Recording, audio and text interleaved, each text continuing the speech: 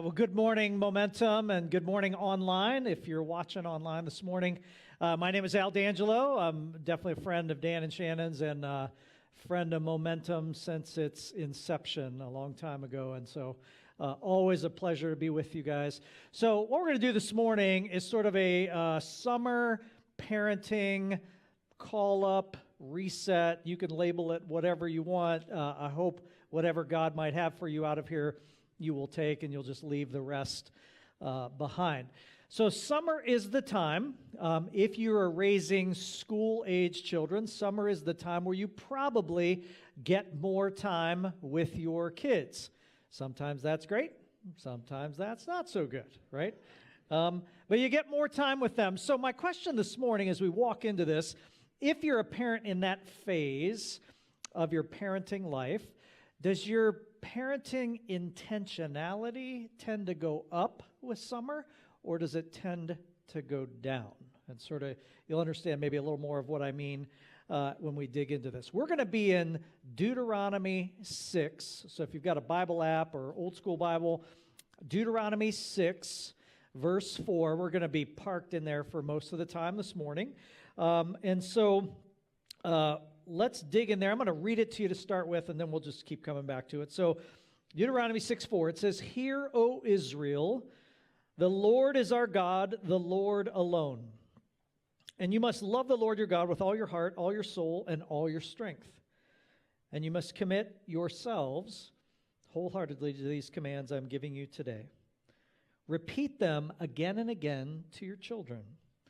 Talk about them when you're at home and when you're away on a journey and when you're lying down, when you're getting up again. Tie them to your hands as a reminder and wear them on your forehead. Write them on the doorposts of your house and on your gates." There's a lot in there, even though it's not a very long section. So let me just get started. How many of you in the room are parents? I wish I could see your hands online. How many of you are parents? Let's start with this. Let me break it down a little bit. Parents of kids under 2. 2 or under. Okay. They're the ones sleeping right now. They can't be here. How many of you are 3 to 10? Your kids are 3 to 10 in that range? Ooh, lots. Okay. What about like the 11 to 18 range? You got kids there? Also a lot. How about you have kids older than 18? Pretty excited about that. That's good. All right. So, I think this is very interesting. And then I forgot this part. How many of you are aunts and uncles? Because this is in this category as well. Like you're investing in your kids. And let me pause for, if you're an aunt or an uncle, the impact that you can have on your nieces, nephews is off the charts. If you have proximity, please take that very seriously. I have a brother who's he's never been married. Unbelievable influence on our daughters. Unbelievable. And then grandparents. How many grandparents do we have in the room? Okay, good. All right. And then let's go here. The truth is that many days as a parent, here's something they don't tell you about parenting. Many days as a parent, you are just surviving. Is that not true? It is absolutely true. They do not tell you that when you go to that parenting 101 class that does not exist. So you're just trying to make it through. When you're not a parent, like I remember before we had kids, you would look at other parents and go, now why do they let him do that? Or why don't they do this? Or why do they stop doing that? And the truth is, now you're a parent, you're like, sometimes you're just too tired. Like, I don't have the energy. I know that's not good, but I don't have the energy, right? And so it's one of the hidden secrets of parenting. It's amazing. It's difficult. I think you need some hacks. Here's 2 hacks I found that I wish I had known earlier in my parenting life. So one parent says this. So when it was a beautiful weekend and the kids were inside playing video games or on their phones or watching TV, I would walk down and turn off the main breaker to the entire house. Then they thought we had a power outage and would magically go outside and start playing. We finally told them what I was doing this when they were in their 20s. That's awesome. Like if you got nothing else out of today, I would take that out of here. Another parent said, when our daughter was a toddler, I told her that Target was a store with a toy museum. She said, we can buy clothing, household supplies, and groceries, but the toys there are not for sale. The toy museum is just there to keep kids busy while their parents shop. It works like a charm. She's almost 4 still and asks if we can go visit the toy museum. Isn't that gold? That is so good. It's A+ for creativity. It's like a D- for lying. So, okay. So today what I'm going to try to do is I'm going to try to be as practical as I can. We're going to walk down through this Deuteronomy 6. I'm going to give you a glimpse of what we did, good and bad, in the spirit of helping our kids grow up to love God and to love people. So my wife Christine and I, we've been married for 34 years. We have 4 really wonderful daughters. And they are, right now, they're 23, 21, and then a set of twins that are 19. The deep joy of our life. Not always simple, confusing many times, but amazing. I remember people have said to me over the years, didn't you ever want a boy? And I was like, you know what? After my first daughter, Maria, was born, I looked at her, I'm like, I'd never love a boy any more than this. And it's been absolutely fantastic. And then now we have, you notice my daughter's last name is different from mine. She got married 2.5 years ago, and so now we have a son-in-law that we absolutely love, who's a great guy. So if we go back to Deuteronomy 6, very basic, very short, but kind of basic training. I'm going to walk down through here and tell you, give you some glimpses of how we tried. And if I'm up here talking to you, or my wife and I, about parenting, it's really from this posture. I always love the phrase, it's like one beggar telling another beggar where to find bread. Like, we are not the authority. We'd make mistakes. We're not perfect. Our kids are not perfect. Truth be told, a lot of nights we would go to bed feeling guilty or confused or both. And God has been very gracious and done miraculous things in our kids' lives that were beyond what we had done.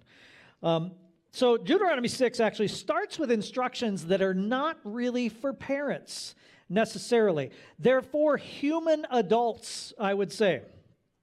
It starts with the most important thing for all people, all humans. Deuteronomy 6:4, Hear, O Israel, the Lord is our God, the Lord alone, and you must love the Lord your God with all your heart, all your soul, all your strength.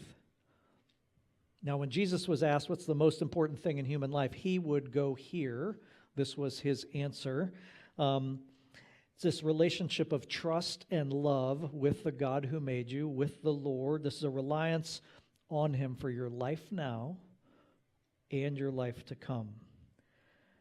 Psalm 23 has come to mean a great deal to me that I can't really go into the why of that right now, but the Lord is my shepherd, I shall not want, or I have no lack. Really is a picture of the life God is inviting you to as a whole.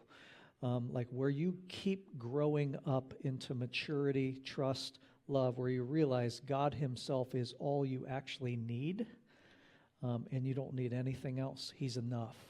And then you go tell the world that message. Really, that is it's in one way, I think, the high water mark of what life is actually all about. Growing to love and trust him with my whole being, which I'm going to be working on for the rest of my life.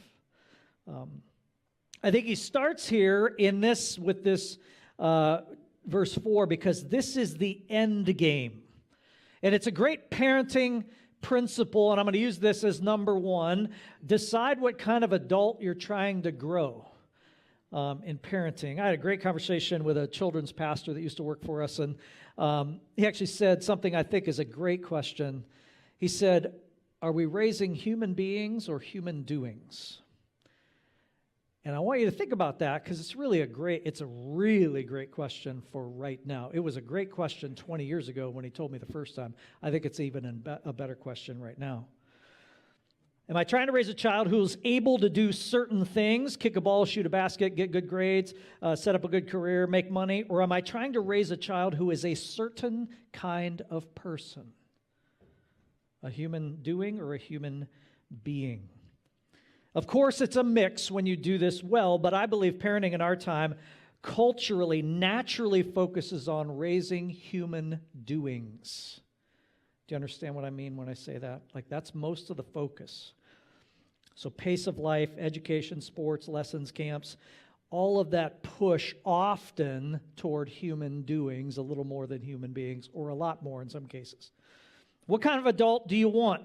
What gets, on the practical level, what gets more praise and attaboys and attention in your home would be a great application question. Grades, athletic performance, work, or character, attitude, formation. So what gets more verbal attaboys in your home? Chris and I, this is one of the things we agreed on right away, Christine and I, trying to be extra intentional with our words, especially the attaboy words, and make sure our girls know that we're more proud of who they are than what they do. And we would actually say it just like that to them often enough so that I hope they got that message from us. To take this further, Paul in Colossians 1, he had a great view. This was his work out in the world, telling the world about the God who had made them and Jesus who had died for them. But he writes this, I think it has an amazing spot-on application for parenting. He says this, Colossians 1:28, so we tell others about Christ, warning everyone and teaching everyone with all wisdom God has given us. We want to present them to God perfect in their relationship to Christ. That's why I work and struggle so hard, depending on Christ's mighty power that works within me. You see how that'd be a fantastic mission statement for parenting? To present your kids perfect in their relationship to Christ. That's why we work and struggle so hard as parents. All right, so that's now we're getting to the building that I think your ladder should be propped up against as a parent. So notice that Deuteronomy and Colossians do not say, raise your kids to be great church attenders, or raise your kids to be moral rule followers, or good citizens. Raise them to be fully mature in Christ. Raise them to the point where they know they have a good shepherd as a father, and that's all they actually need. Those are not the same things. Do you understand? This is a really, really critical difference. I'd often go into our kids' rooms when they would be asleep and pray, God, help Maria and Elena and Laura and Elisa to grow up to love you more than I do. James Dobson, kind of the problem with parenting, he was famous for saying raising a child is like baking a cake. You don't realize you have a disaster or a masterpiece until it's too late. It's very true. You don't know, it's tough to get like gauges on how you're doing, right? I mean, it's very difficult. But one of the things you can do is go talk to parents who have baked a good cake, right? We're like, hey, they're ahead of you, and man, this looks like they've done a really good job. And Chris and I tried to do that a lot. We got so much help and great advice from people close to us. And I'd occasionally just, people I respected and walk up to them and say, hey, give me your best parenting advice. Jeff Metzger was a guy that was with Dan and I in Israel about 15 years ago. And he's like, first thing came out of his mouth, he said, raise them to release them. And my kids were very young at that point. It was just like, oh, that's the last thing I want to hear. I was getting ready to go. But he was dead on. He's like, you're trying to build future adults that you can release out into the world that'll have an ongoing relationship with you, but then they're equipped to go live out and keep growing in their Christ life. It's kind of the way life is. Now, the problem with that now, and has been for a long time, is you're not going to get much help from the culture that we live in to raise your kids up to grow in a deep love for God and a trust in Him and a life arranged around Him. You're just not going to get much help. There's an enemy fighting you at every point, sucking your motivation, distracting you, making you tired. And probably the number one, I think, obstacle to this is you have 100 great opportunities in front of you and your family and your kids that will lead you to put raising them up as godly adults into the back seat. You have soccer camps and academic stuff, and we're going to go do this as a family, and then that raising them up to follow Jesus deep and real can take a back seat if you're not careful. Very, very true for us, a constant battle. So that's probably 12 years ago, we sat down with our kids, and we wrote out a D'Angelo family mission statement. We had it engraved and put on the wall, and here's what it says, in case you can't read it. It says, we live to show that God and other people matter more than money, activities, or other things. We work hard, and we love to have fun. Character matters more than your clothes, your performance, or your height. We had to put that in there because our whole family's under 5'7". Our home will always be a safe place to tell the truth, be honest, and be loved unconditionally. So we certainly have not always lived that out, but it gave us kind of a North Star back then to head toward. So that's the end game. Let's park that right there. Kids who grow up to love and trust God that you get to release into the world. If that's the end game. And then back in Deuteronomy, it says, and you must commit yourselves, when it says, it's talking to parents and all adults, but wholeheartedly to these commands that I'm giving you today. Commit yourselves. Parents, here's the thing you need to know, and this is, like sometimes you're super happy about this, and sometimes you are shocked and terrified that this is true. You are discipling your kids. It is just happening. Your kids are picking up what life is all about from you every day. Okay? Now, you can do the intentional version, you can do the accidental version, and we've done both, but you are growing up your kids to figure out what life is all about. Is God real or not? Who and what to trust? What matters most? How to treat people? How to talk and think? They're sponges. They're just picking it up. So discipling your kids is not an option. You are doing it. It's just, are you doing the intentional godly version, or are you doing the accidental version? That's really the question in front of us this morning. So principle number 2 is this. You can't pass on what you do not possess. When it comes to parenting, for sure, this is true. Your kids are going to absorb and pick up who you are and what you do and how you treat people and how you talk, much more than what you tell them to pick up from you. They're just going to do it. So you can't pass on what you don't possess. Our kids would imitate us in hilarious things and painful things all the time. If you're a parent, you know this happens a lot.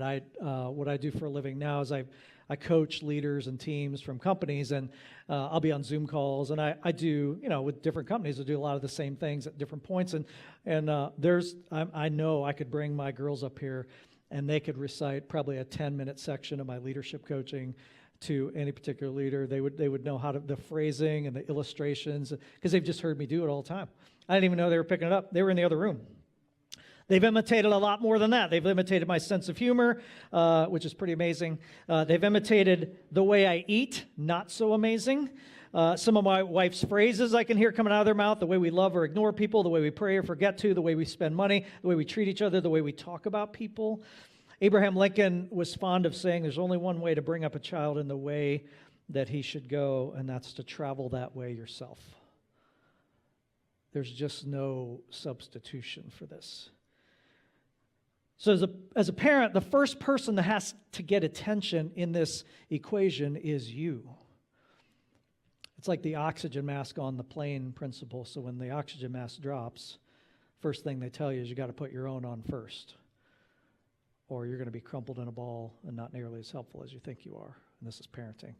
You got to pay attention to yourself first and how you're growing. Do you have spiritual life that is worth imitating? Are you able to talk to kids about what you do to grow and stay healthy and deepen your trust in God and serve people and give generously?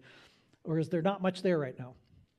And that's okay. The beautiful thing about this is you can start at any point. If you're a 75-year-old grandparent, you could start being intentional when it comes to passing on this trust in God life to your kids and your grandkids.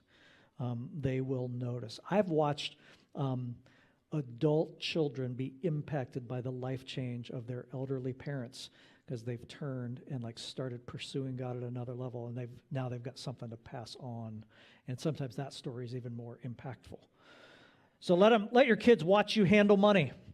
We've tried to share with our kids how much we give away into what God's doing in the world, and we let them be part of that. We set aside money every Christmas for Compassion International catalog, and our kids will sit down and go through that catalog, and we'll pick out stuff to give together. They said they would watch my wife and I reading, praying, journaling. They would also see us not perfect. They would see us overspending or getting priorities wrong. Our kids have been watching this entire time for good and for bad. And then, as Maria said, we get other people to get around our kids. We've tried to be very intentional about that. My wife's side, some fantastic siblings and spouses that are really worth following. My brother Ray, off the charts, as I said, so good, being intentional. Other friends of ours who were like adults, we wanted to get around our kids to see who they were and what they were like and their trust in God, and all of that's been a big deal. We had grandparents who were praying for our 4 girls, amazing, for their spouses in the future. But the idea is you can't give away what you don't possess.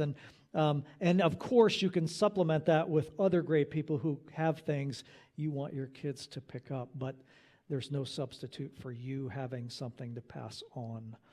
So it's like you got to take your own growth and pursuit of God very seriously if you want your kids to catch it. They've got to be able to see something. Okay, back to Deuteronomy 6. Repeat them, these truths about God. Repeat them again and again to your children.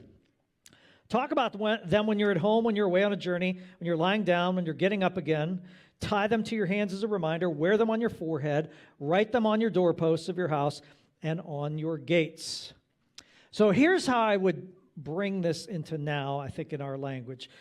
I would say this principle is like, do this Monday through Saturday in your normal, regular life.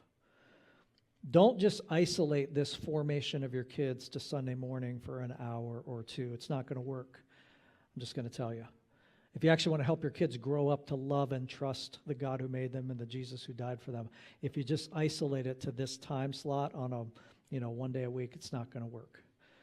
That's why Deuteronomy is written like this. It's got to be your normal life, your real life, so to speak, has to be communicating this. Your normal, regular life as you grow. So as you drive, as you eat, as you walk, as you do chores, go on a hike, cook, clean, do homework, as you do whatever it is that you do or doing, with your kids especially, try to click up the intentionality.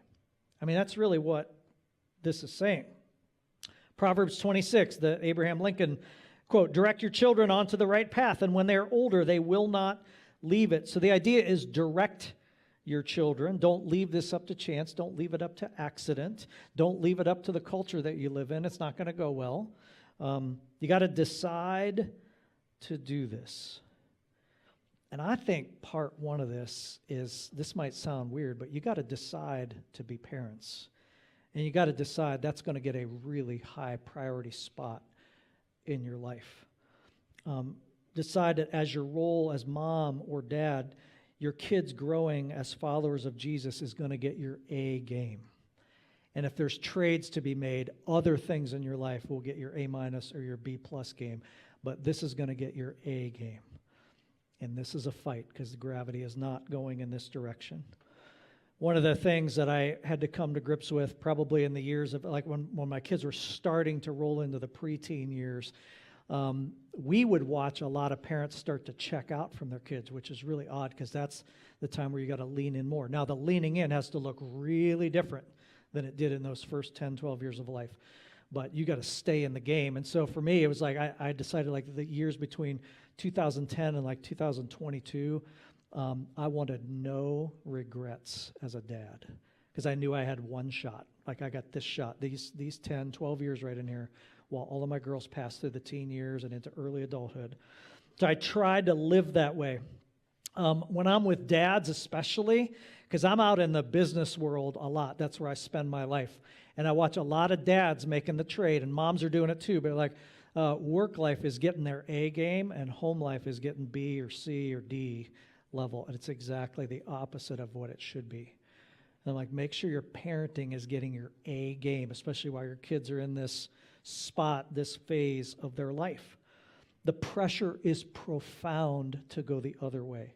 I think it's evidence of the enemy not wanting us to do this for our kids.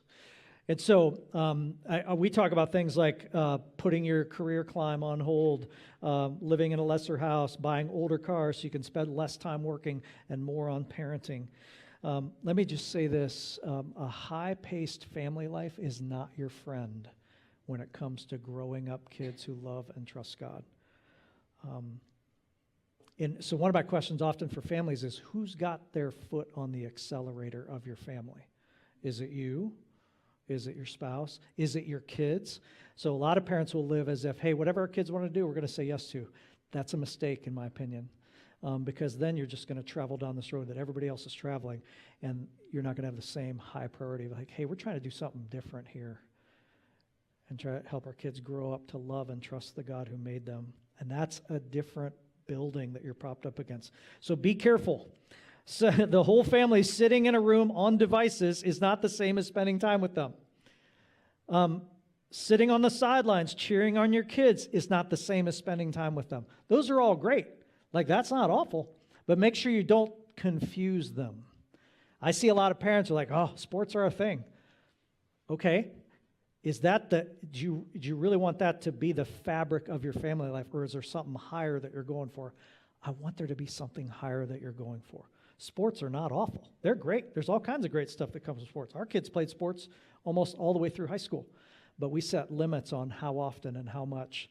And now the trouble with sports now is it's almost like everybody's trying to be a professional athlete. So you got to decide where you're going to get off the train so that this other thing can actually stay as a priority. Parents, can I just say you're not serving your kids by making sure they have all the things you didn't, or by making sure their schedules are full of activities. If that's your plan, I would beg you to stop. I don't think that's the right. I think you're going to be sad later if that's your plan. So a couple things we would do in the Monday through Saturday stuff. I would text the girls fairly often. One of my common texts to them was, remember, you are a daughter of the Most High God, and that's all you need. I would text them that sometimes in the morning. Morning, honey, I love you, and just remember this. I'd go on dates with my girls, and this would be a common conversation, what God's telling them, doing in their life, challenge them to move forward. My wife would faithfully pray with the girls most days before school about real stuff going on in their life, their friend's life, tests, whatever. She would always tell them, hey, God, make sure you know He's not just interested in your spiritual life. He's interested in your whole life, everything, big and small. And she did such a great job of that. We would try to arrange our real life so that they had serving opportunities with us to go like join God in whatever He was doing in the world around the church where I served or around our town in general. We had them on mission trips into Virginia, Colombia, Ecuador, Honduras. Tried to get them in spots where they could see what God was doing in other places that were not where we lived.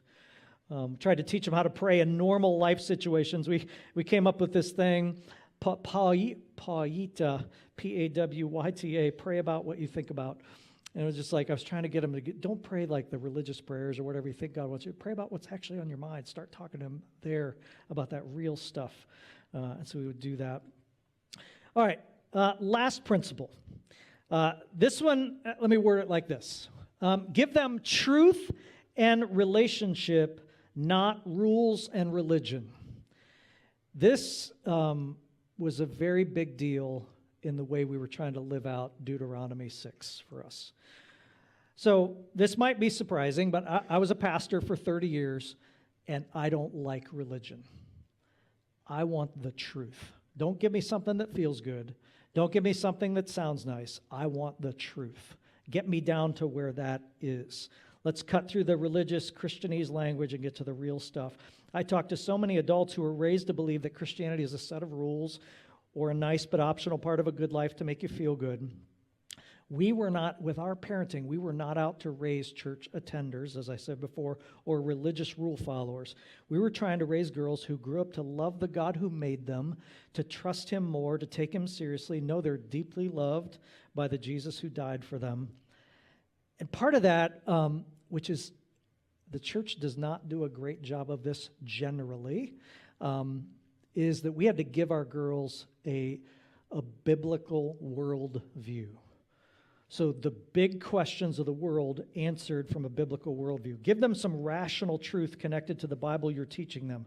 They are headed out, as you release them, they're headed into a world that is full of worldviews about all this got here and why we're here and what happens after we died, all of this. So we used, we leaned on great Christian thinkers like C.S. Lewis, Dallas Willard, Lee Strobel, Tim Keller, to help give us language to teach our kids how to become mature, thinking adults into this world that is not going to help them with this.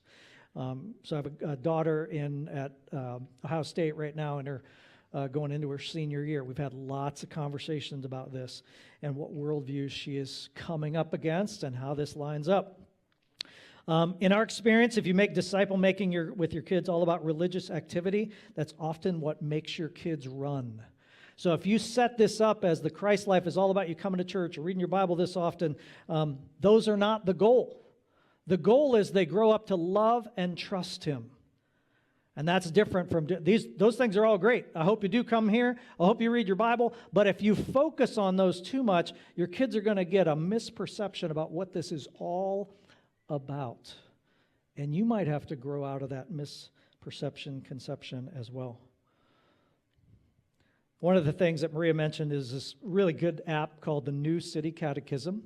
It's an app you can download for free. We relied on it quite a bit. There was about a 10-year period in there. And so the word catechism, how many of you know the word catechism? Anybody ever go through catechism as a child? Yeah, right. So sometimes this word gets a bad rap. You're like, oh, got to go to catechism. Like if you had friends growing up, they would be like that. But catechism, it's an amazingly cool idea. Primarily lifted out by the Catholic Church. It's really good. It's what it is. Catechism is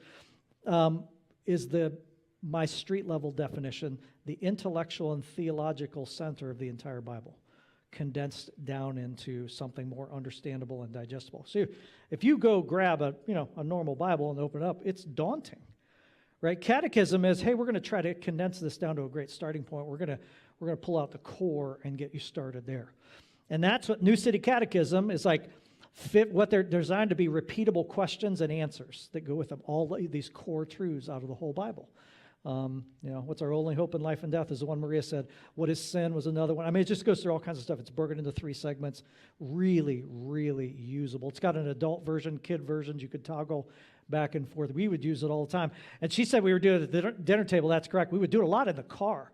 Be driving on a trip somewhere, be like, hey, what is sin? And this, which sounds like crazy, and all the girls are like piping up. The answer is sin is ignoring or rejecting God and the world that He created. Right? So they would get, plus the Bible verses that go with it are loaded in there. Great app. It was a great tool for us.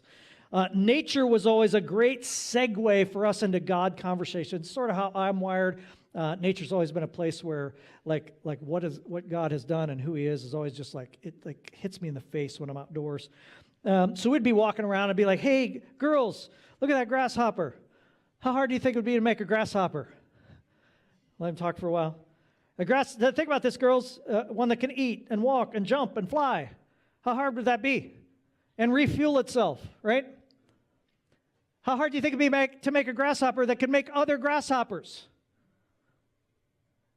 And then I would accidentally be forced to have the birds and the bees conversation with the grasshopper conversation. We would always talk about the fact that if you look at a tree or a butterfly or a grasshopper or a little baby, I mean, really, when you get down to it, there's only a couple of possibilities. One is either that thing that you're looking at is a random collection of molecules, or it was made by something or someone really smart. And I would always tell the girls, hey, listen, I don't have enough faith to look at that butterfly and think that it's a random collection of molecules. I can't get there. Or you, or that tree, or that grasshopper. I can't get there. So that would give them a baseline to go, hey, what is life all about and how did we get here? So some of those basic things about truth and rational thinking and worldview, I wanted to make sure they got from us before they walked out into a wider world where everybody and their brother is going to have an opinion on that stuff, about what life is all about and how we got here and all that. So, as we finish, let me just say this. You can click up your intentionality any day. You can start, even if you've been like, you know what, I haven't done much intentional at all except get my kids here. Fantastic. All right, now what do you want to do next? You don't have to fix all this at once, but like, what's one thing you could do to go, hey, I want to take this summer and one click up in intentionality in helping my kids love and grow into the life God has for them. What's one thing I could do, especially in my normal, regular life as a family? As a grandparent, what could you do? As an aunt or an uncle, what could you do? One click of intentionality, almost like, and praying, God, please cooperate with my feeble effort, which is kind of the way parenting feels, and help this make an impact on my son or daughter, niece, nephew, grandson, granddaughter, right? All right, let's pray.